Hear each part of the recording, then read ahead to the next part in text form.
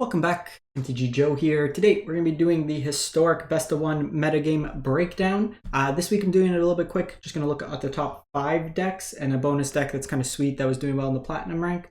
For those of you who don't know, my dog fell downstairs a couple weeks ago, hurt her leg. I basically have been on doggy duty service. I'm home alone today, so I snuck away to try to record, but she might be barking in the background wondering where I am. But we're going to get this done quick. Get it to you. I'll get best of 3, the other videos out when I have a little bit more time this week to actually do a deep dive. But historic best of 1, we are getting the data from Untapped GG as always. The link is in the video description if you want to get started with Untapped. Let them know I sent you. I'll paste all these deck lists as well so you don't need to fret. We're going to start off with popularity of the day. We're looking at the Diamond to Mythic rank for today's date. The people are playing, and we have a little bit of a problem in historic best of 1, I think. 5-color Geist, 4-color Geist. 49% of the meta, half the games are against this Geist Combo deck. They're the same deck, they're just different color ley lines that are kind of prompting up. But huge kind of share. I do think that Wizards needs to do a nerf to Fragment Reality to only target your opponent's stuff. It enables too much of this kind of broken combo. We've seen it with like cheating out Kalim before or other effects, but I think this needs to be kind of revised. It's a stupid deck to begin with. It's not really interactive. It doesn't really promote. In best of 3, you can kind of address it, but in best of 1, it's very much a crapshoot. Izzet Wizards, another deck that's towards the top. We see it at 28%. It's typically the most popular deck in the format. It's arguably the best deck in the format. Mono Green Devotion, Mono Green Elves, lower win share or play share. We see some Esper Affinity, which is really blue-white affinity, Dimir Dredge, and Gruul Goblins. And we're seeing just swapping of the various Geist decks. We're seeing a slight decline in the Wizards deck, which was like 30s, but a 7% drop week over week. So we're looking at historic Diamond Mythic rank, only just shy of 7,000 games. Dropping to Platinum, we get to 15,000, so it both doubles, but pretty slow week in terms of best of 1 in terms of the games being played. The highest win rate deck of the week is actually Mono Green Elves, but this is a little bit of a weird one. I'm going to preface. First off, there should be Bezeju in your mana base, a layer of the Hydra most likely. And then there's no reason in this deck to play Snow Forest. It's just, you could play them, but there's like incidental things like Redain that your opponent might have. There's no benefit and it's just downside. There's also Gaia's Blessing. So what happens a lot of times with folks is they lose to Mill once and they're like, I'm never losing to Mill, I'm throwing in Gaia's Blessing.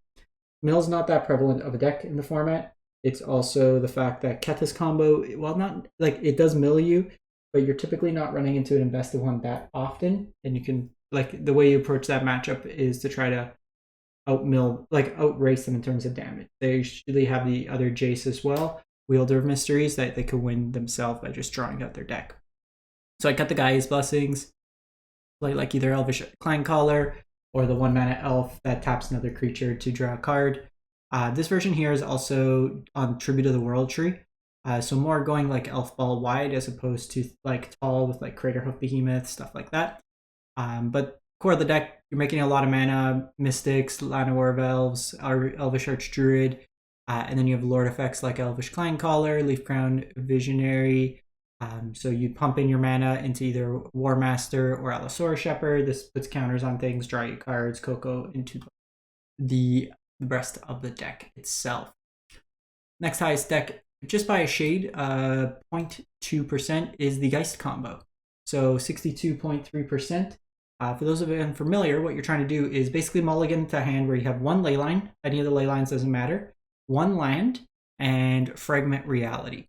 And then what that does is you cast your leyline for 0 mana, you Fragment Reality it, you get Geist of St. Traft into play. Generally, your opponent can't interact with it. And then you just put on a whole bunch of auras, evasive, first strike, flying. You have ethereal armor that gets it larger. You attack into your opponent, you win the game that way. Slip out the back can be used as offensive to get rid of your opponent's blockers, defensive to protect your Geist. But also what you can do is you have to go into full control. Someone was asking about this the other day. You have to go into full control. After the combat step, like after damage, not after the combat step. You have to go right after damage. You can target your angel with slip out the back, it phases out, and then you just get it for the next turn as well. So it's a really kind of stupid combo. I was playing it, like it's winning. It's not fun in my opinion. There's very little player agency, I find. You're just mulliganing and mulliganing and mulliganing, and if it works, it works. If it doesn't, it doesn't. And you kind of go from there. We then go to Izzet Wizards, 62.2%. And a couple changes, or this list is, I picked this one out. There's a couple different Wizards lists. There's like the more stock list that we see, the Birthday Escape one. This one here kind of caught my eye for the week for the inclusion of Strangle. I think Strangle is a nice meta break, like meta call. Wizards is very popular, and Strangle allows you to have an answer to turn 1 Symmetry Sage when you're on the draw. So oftentimes you have your Wizards Lightning, which is great, but if your opponent already goes Symmetry Sage on 1, you usually can't kill it with just Play with Fire. So Strangle gives you that opportunity. Sleight of Hand in here, Spikefield Hazards, 3 Expressive Iteration, 4 Flame of Ignores. This version's also on Palantir of Orthonic. I think this card's really sweet. I've been playing it, was playing some Alchemy, I said it. But this one's cool. Basically, forces your opponent to either give you card advantage or they mill and take damage. And this also fills your like Dreadhorde Arcanist, which is a cool thing as well. So just a little bit more grind in the deck as well. Notably, this does get hit by Flame of Ignore in the mirror, but I like this card. I think it's neat. But very aggressive deck, can output a whole bunch of damage. If you ever want to go like super spiky, this is probably the best deck to go with it. Then go to Dimir Dredge, 60.3%. This deck here is a self-mill deck, so things like Stitcher Supplier, Otherworldly Gaze, Founding of the Third Path, Glimpse the Unthinkable, target yourself. You're putting cards into your graveyard, and then like if you mill over Narcomoeba, it comes into play for free. Whenever another creature enters the battlefield from your graveyard, Prize Amalgam comes back. You gain 3 life, Silver Smoke Ghoul comes back. Creeping Chill drains and gains 3, which triggers the Ghoul. Haunted Dead can come back from your graveyard by discarding stuff. Bloodghast by playing lands. This version's actually playing a little bit more interaction. Bone Shards as well as Fatal Push, just to have some removal. Bone Shards also can get rid of like prized amalgams or ghouls stuck in hand. And then a Wonder in the Graveyard means your creatures can get flying, provided you have either an island or a watery grave. Then lastly, we go to Gruul Goblins. This is the top 5, and then we'll look at a platinum list. So Goblins got some new stuff in there. You could potentially play Cavern Souls in this deck if you're interested. The only non-creature, non-goblin is Cabaret Revels. This has been reverted to its original. Sorry, this is at 58%. It's 1 red, green now, so 3 mana. And this deck here, basically, it's kind of a combo deck. This version is actually not playing enough Ruvenold Horde Masters. It should be playing more copies of it. So it should be playing it over the Hobgoblin. So I'm going to make that change, get rid of Hobgoblin. The reason this is getting played is because it provides card advantage. But basically, you Cabaret Revels, you cast something, you get something cheaper from it, and then what happens is you sack the mana to Skirk Prospector. You're effectively netting mana each time and just playing more cards. When you sack from the Horde Master, you get to exile, you get to cast more things. Eventually, you're going to get a Haste Goblin, and then have Krenko that gets you a whole bunch of value, Muxus. You ping your opponent to death with Palishman, or just have a large board and attack in. So I'm going to make that change to just switch the Hobgoblins to the Ruvenold. That should be the approach for the deck. And then you have this mana base. I wouldn't play Castle, to be honest. The mana base is a little all over the place. You should probably just be playing more Copperline Gorges. So what I'm probably going to do, like it's winning games, I might try to find a more concise Goblins list, to be honest. I don't love the way this one looks. Just the concept's there, but I think the mana base could improve and certain cards choices could be better. So I'll paste a better deck list in here instead. And then lastly, the cool one. So this is in Platinum to Mythic rank, 56 games.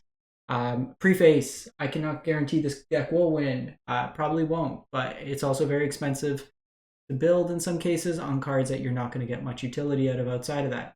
However, this is a deck that can be played Cavern of Souls. So it is Slivers. First Sliver in here, Sliver Hive Lord, Cascade Indestructible. All your Slivers get other effects. Double Strike. This one gives power. This one gives counters, vigilance, more power, mana, flying haste. And then First Strike. There's the Diffusion Sliver you can play in here. Oh, this is a Cavern of Souls already. But if you want a cool one, if you have the wild cards, if you already have, like, it's not terrible for me to craft, but you're never getting these wild cards back. These cards you can play nowhere else. Like, I only have a First Sliver because it's my Historic Brawl commander.